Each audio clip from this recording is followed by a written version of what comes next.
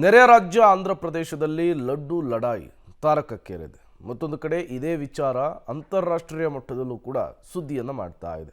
ಈ ಎಲ್ಲ ಬೆಳವಣಿಗೆಗಳ ನಡುವೆ ರಾಜ್ಯದಲ್ಲಿ ದೇವಸ್ಥಾನಗಳಲ್ಲಿ ನಂದಿನಿ ತುಪ್ಪದ ಬಳಕೆಯ ವಿಚಾರಕ್ಕೆ ಸಂಬಂಧಪಟ್ಟಂತೆ ಸೂಚನೆಯನ್ನು ಪಾಸ್ ಮಾಡಲಾಗಿದೆ. ರಾಜ್ಯ ಸರ್ಕಾರ ಆಂಧ್ರದ ತಿರುಮಲದ ಲಡ್ಡಿನ ಸುದ್ದಿಯ ಬೆನ್ನಲ್ಲೇ ನಮ್ಮ ದೇವಾಲಯದ ಪಾವಿತ್ರ್ಯತೆ ಮತ್ತು ಭಕ್ತರ ಭಾವನೆಗಳನ್ನು ಇನ್ನಷ್ಟು ಗಟ್ಟಿ ಮಾಡಲಿಕ್ಕೆ ಕೆಎಂಎಫ್ನ ನಂದಿನಿ ತುಪ್ಪವನ್ನೇ ಕಡ್ಡಾಯವಾಗಿ ಬಳಸಬೇಕು ಅಂಥೇಳಿ ಆದೇಶವನ್ನು ಮಾಡಿದೆ. ಈಗಾಗಲೇ ಬಹುತೇಕ ಧಾರ್ಮಿಕ ದತ್ತಿ ಇಲಾಖೆಯ ದೇವಾಲಯಗಳ ಪ್ರಸಾದದ ತಯಾರಿಕೆಗೆ, ನೈವೇದ್ಯಕ್ಕೆ, ಊಟಕ್ಕೆ ನಂದಿನಿ ತುಪ್ಪವನ್ನು ಬಳಸಲಾಗ್ತಾ ಇದೆ. ಮುಜರಾಯಿ ದೇಗುಲಗಳಲ್ಲಿ ನಂದಿನಿ ತುಪ್ಪ. ಶ್ರೀ ಕುಕ್ಕೆ ಸುಬ್ರಹ್ಮಣ್ಯ ದೇವಸ್ಥಾನದಲ್ಲಿ 3000 kg ಮಾಸಿಕವಾಗಿ ನಂದಿನಿ ತುಪ್ಪವನ್ನು ಬಳಕೆ ಮಾಡಲಾಗ್ತಾ ಇದೆ. ಇನ್ನು ಕೊಲ್ಲೂರು ಮೂಕಾಂಬಿಕಾ ದೇವಸ್ಥಾನದಲ್ಲಿ 2000ದಿಂದ 2200 kg ತುಪ್ಪವನ್ನು ಬಳಕೆ ಮಾಡಲಾಗ್ತಿದೆ ಮಾಸಿಕವಾಗಿ. ಮಲೆ ಮಹದೇಶ್ವರ ದೇಗುಲದಲ್ಲಿ 1000ದಿಂದ 1500 kg ತುಪ್ಪ ಬಳಕೆ ಆಗ್ತಿದೆ. ಶ್ರೀ ನಂಜುಂಡೇಶ್ವರ ದೇಗುಲದಲ್ಲಿ 800 kg ತುಪ್ಪ ಬಳಕೆ ಆಗ್ತಿದೆ. ಶ್ರೀ ಚಾಮುಂಡೇಶ್ವರಿ ದೇಗುಲದಲ್ಲಿ 500ರಿಂದ 800 kg ತುಪ್ಪ ಬಳಕೆ ಆಗ್ತಿದೆ. ನಿಮಿಷಾಂಬ ದೇವಾಲಯದಲ್ಲಿ 300ರಿಂದ 500 kg, ಬಸವನಗುಡಿಯ ದೊಡ್ಡಗಣಪತಿ ದೇವಸ್ಥಾನದಲ್ಲಿ 300ರಿಂದ 500 kg ಮಾಸಿಕವಾಗಿ ತುಪ್ಪವನ್ನು ಬಳಕೆ ಮಾಡಲಾಗ್ತಾ ಇದೆ.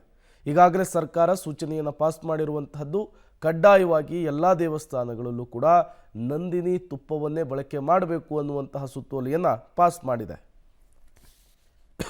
ಧಾರ್ಮಿಕ ದತ್ತಿ ಇಲಾಖೆಗೆ ವ್ಯಾಪ್ತಿ ಪಡುವಂತಹ ಗ್ರೂಪ್ ಎ ಟೆಂಪಲ್ಗಳು ಒಟ್ಟು 205 ದೇವಸ್ಥಾನಗಳಿದ್ದಾವೆ. ಬಹುತೇಕ ಪ್ರತಿ ದಿವಸ ಇಲ್ಲಿ ಭಕ್ತಾದಿಗಳಿಗೆ ಪ್ರಸಾದವನ್ನು ನೀಡಲಾಗುವುದು. ಈ ಪ್ರಸಾದವನ್ನು ಲಾಡು ಇರ್ಬೋದು, ಸಿಹಿ ಪೊಂಗಲ್ ಇರ್ಬೋದು, ಅಥವಾ ಇತರ ಸಿಹಿಗಳನ್ನು ಹಂಚಿಕೆ ಮಾಡೋದರ ಮುಖಾಂತರ ನೀಡಲಾಗ್ತಿದೆ. ನಮಗೆ ಅತಿ ದೊಡ್ಡ ಪ್ರಮಾಣದ ದೇವಸ್ಥಾನ ಅಂದರೆ ಕುಕ್ಕೆ ಸುಬ್ರಹ್ಮಣ್ಯ. ಇಲ್ಲಿ ಪ್ರತಿ ತಿಂಗಳು ನಮ್ಮ ಅಧಿಕಾರಿಗಳು ತಿಳಿಸಿರುವ ಮೇರೆಗೆ ಅಂದಾಜು 3000 kgಯಷ್ಟು ನಂದಿನಿ ತುಪ್ಪವನ್ನು ಖರೀದಿ ಮಾಡ್ತಾಯಿದ್ದಾರೆ. ಸೊ ಅದನ್ನು ಪ್ರಸಾದ ರೂಪದಲ್ಲಿ ಮತ್ತು ದಾಸೋಹ ರೂಪದಲ್ಲೂ ಕೂಡ ಭಕ್ತಾದಿಗಳಿಗೆ ನೀಡಲಾಗ್ತಿದೆ. ಅದೇ ರೀತಿ ನಮ್ಮ ನಂಜನಗೂಡಿನ ದೇವಸ್ಥಾನದಲ್ಲೂ ಕೂಡ ಅಂದಾಜು 800 kgಯಷ್ಟು ತುಪ್ಪವನ್ನು ಉಪಯೋಗಿಸ್ಕೊಳ್ಳಲಾಗ್ತಿದೆ. ಸೊ ಇದೇ ರೀತಿ ನಾವು ಬರ್ತು ಅಂದರೆ ಚಾಮುಂಡೇಶ್ವರಿಲಿ ಅಂದಾಜು 500ರಿಂದ 800 kg ಇರ್ಬೋದು. ಮಲೆ ಮಹದೇಶ್ವರದಲ್ಲಿ ಅಂದಾಜು 1000ರಿಂದ 1500 kg ಇರ್ಬೋದು. ಕಲ್ಲೂರು ಮೂಕಾಂಬಿಕದಲ್ಲಿ ಅಂದಾಜು 2000